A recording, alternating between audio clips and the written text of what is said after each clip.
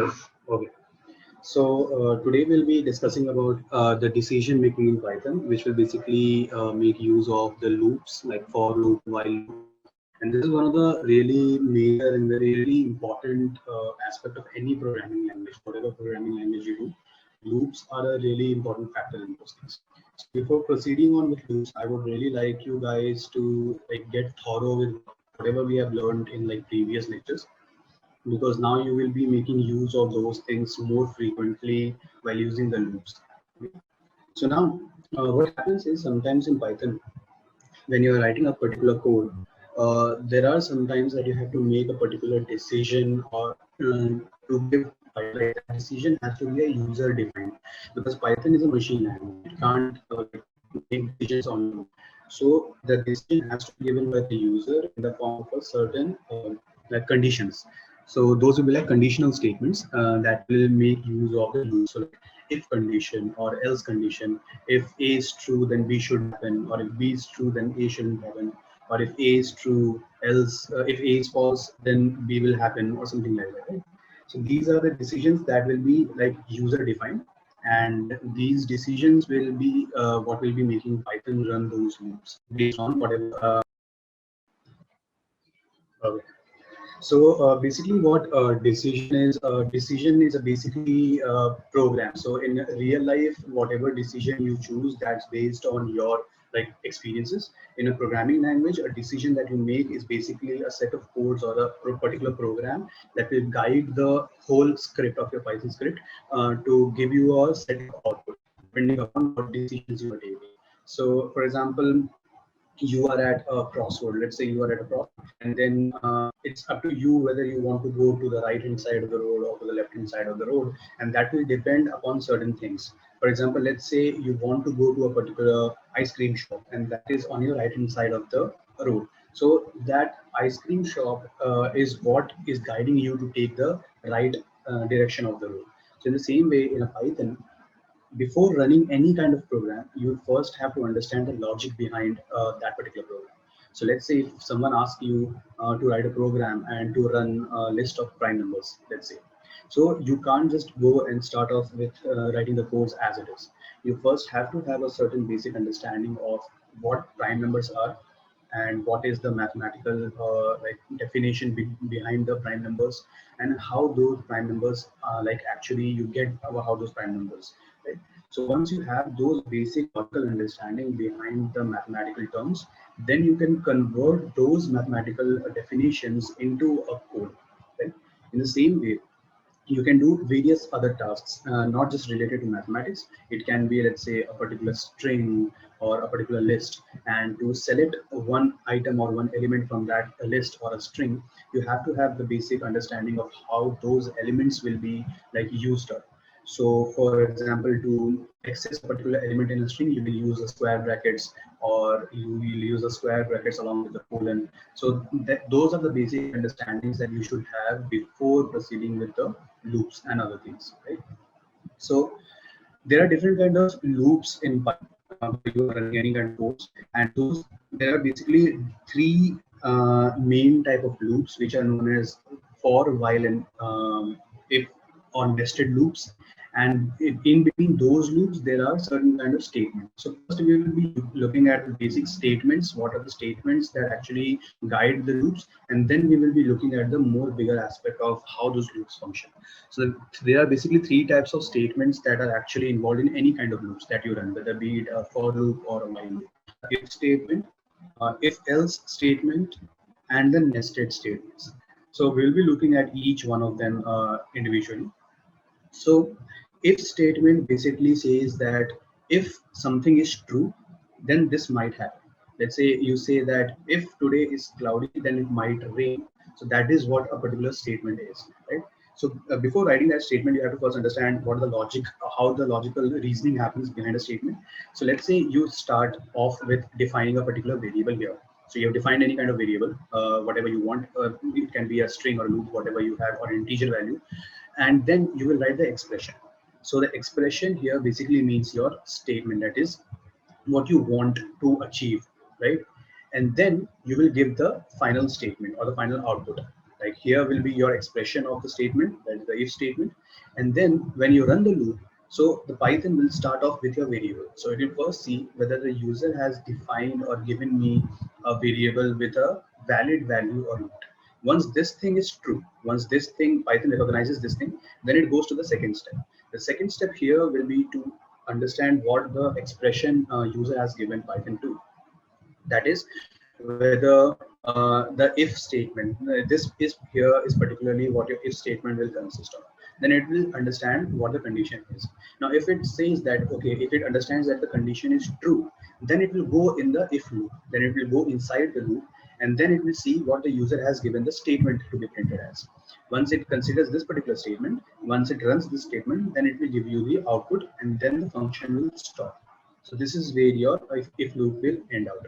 But if the Python starts off with understanding the variable value, and then it goes and understands the if statement, and it says that the condition given by user is not satisfying the value that the variable has, then it won't go into the if statement or the if loop. It will break out of the loop and it will give you a false result. So the output won't be printed here. So everyone understands the basic logic behind how this if statement works? Yes, sir. So Yes. we'll quickly look at an example. Okay, so we'll quickly look at an example. So everyone has their okay.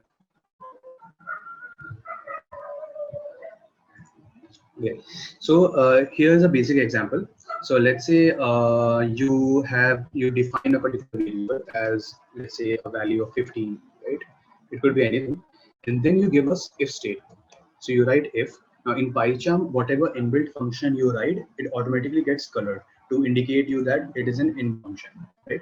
So you write the if statement, and what is the statement that you write? Let's say the statement that we have given here is if a is greater than 10. So this is our statement, that if our variable a is greater than 10, right? So let's say I am asking you to write a variable, to initiate a variable and store a particular value in it. It could be of your own choice. And I'm asking you to give me an output saying that if your number is greater than 10, then the output will be good. Otherwise, it won't get. Right? What is the condition? Your if statement is if a, that is a variable, is greater than 10, then PyCharm should print, or Python will print what it will print. Let's say we write true, right? And then you run the function. So your output, the output that you will be getting is true. So what Python does here is that it first goes to the first line. The first line understands that the user has given it a particular input, that is a variable a storing a value 15. Then it goes to the second line, which contains our if condition. So a condition what the user has given to Python is if the variable which is defined by the user has a value greater than 10, then it will print a value of true. So Python first understands this particular statement, and it then says that, okay, the value of a is 15, which is greater than 10. So that's why it will go into the if loop, and it will print the value as true, which is given by the user. So it will say, okay, this condition is true, thereby I will be printing this particular function. Now, one more thing to keep here in mind is that, you see, once whatever loop you run, whether it is loop or while loop, once you start the loop and then you give the condition and then you print this semicolon, so every condition will be followed by a colon, and then a next statement, whatever statement that the user wants or you want to give to the Python is after the semicolon, right? So once you add the semicolon, the next line automatically starts at a space. So this space, blank space, is known as an indentation, right? So what happens is sometimes, and this is a structured way, this is an inbuilt thing that Python actually follows. Sometimes what happens, let's say you don't write print from there, you write print from here, right? And then you run the program, then you will get an error, right? And it will be an indentation error, right? So there are various kind of errors that you can get. It can be an indentation error, it can be a value error, a key error. For example, the errors that you will get in dictionary, if you don't print the keys, you will get a key error. If you don't print the values, you will get a value error. If you have a certain spacing is not right, you will get an indentation error. So indentation basically means that the indentation is not properly followed by the user. So that's why it has given an indentation error here. and the output is expected an indented block. That is, Python actually expected that there should be a space, but the user hasn't given the proper structured conditional flow to the program. So, and it will give you an error here. Now, don't get confused, because the arrow here is shown that print is here. So what many people confuse is they think that the space will be here, but that is not the right way to like explore this particular error. Okay, so you have to understand the basic behind this, that if whenever you run a particular conditional loops, it will always have an indentation. So you can always go back and then you just press enter, and it will automatically take you to this particular line. So this is how your indentation works. And if you want to go out of the loop, so let's say you write another line, so it will automatically get under print. So whatever you write in the next lines, it will that means but no matter what I write, Python will now consider it as inside the if loop, right? So it is not considering this, whatever I've written now, it is not considering this to be inside outside of the if loop. By default, it is considering it to be inside the loop. So if I have to write something which is outside of the loop, I then have to go back and then I have to write something. This will be considered as something the user has defined, and that is outside of the if loop, right? We will be also discussing in more detail about these things when we'll study about the functions and definitions in class, how you can return a particular value from a defined class. So we'll be discussing about that as well. So Python will also not give you an error. Error it won't give you because you haven't written anything wrong here, right? You, or whatever indentation you have written or whatever conditions you have written, all of those are true, because this is a user-defined condition, right? This is what you want. So that is not an error. So that's why Python won't give you an error. It will just give you a blank statement out here. So for to print the value true for this condition, you have to give another statement, which we will study in else loop, right? So this is clear with everyone? Yes, sir. Yes, sir. So let's go to the next, which is our if-else statement. So was just true if. Now the second question that asks that if our variable has a value which is less than 10, then what happens? Then you can introduce an else statement in your already existing if statement. And what that means is, if this thing is true, then give me this value, otherwise give me this. So else is basically what is meant by otherwise. That means consider yourself standing at a crossroad, and you on the right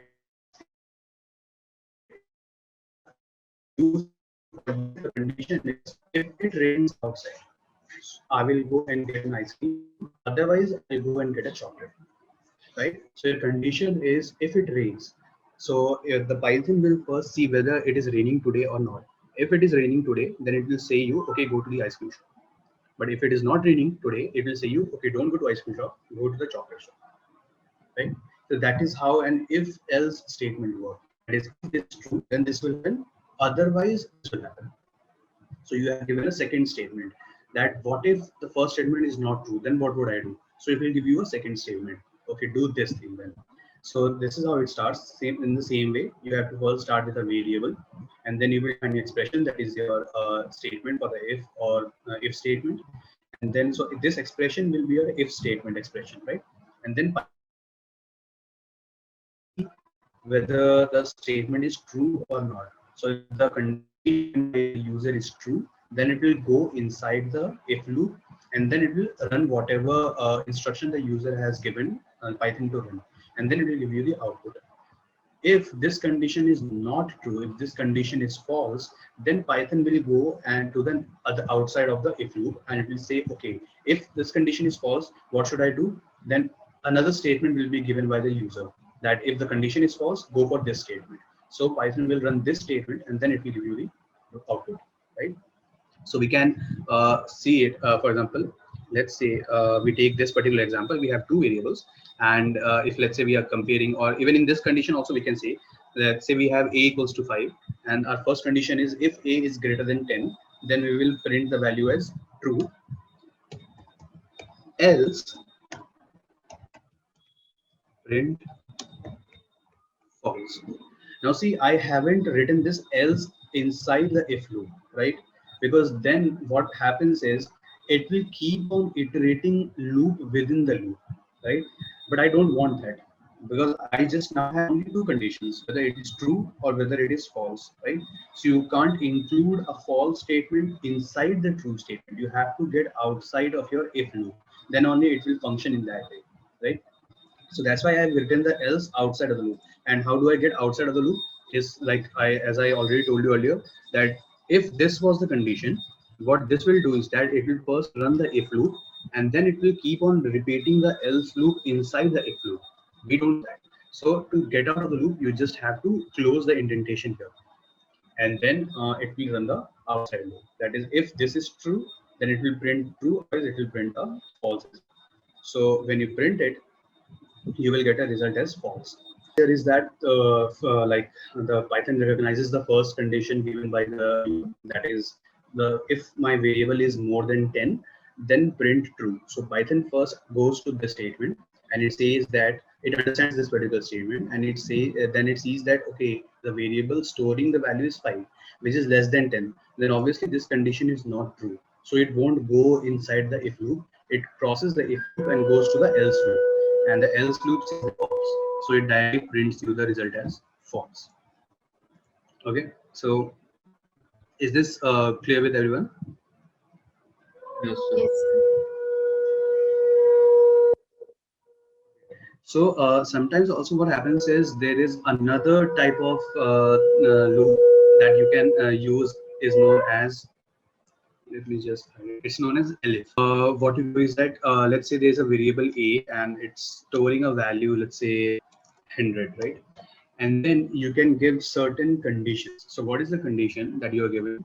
You're saying Python is, if your variable is the value of your variable is 100, then you will print true. Elif. Now, what is the use of elif is that the basic difference between an else and an elif statement is that you can only use the else statement if you have only two conditions, whether it is true or it is false. But sometimes in a program, what happens is you have to write like multiple statements. So in that case, you can't use else again and again. First condition that you have given, if the value of a is equal to 100. Thank you, Shiva. So if the value of a is equal to 100, so you are using an assign operator, a relational operator here, to assign the value of a as 100. The condition that you have given here is if a is equal to 100, then it will print a true function, that it will print true in the output. Elif, what you can say is that if your a is less than 100, I have given another condition, then it will print let's say less than. Let's say here we write as equal, right? So you have given another condition. So you're saying that if your value of variable is equal to 100, then the output should be equal. Otherwise, if your value of a is less than 100,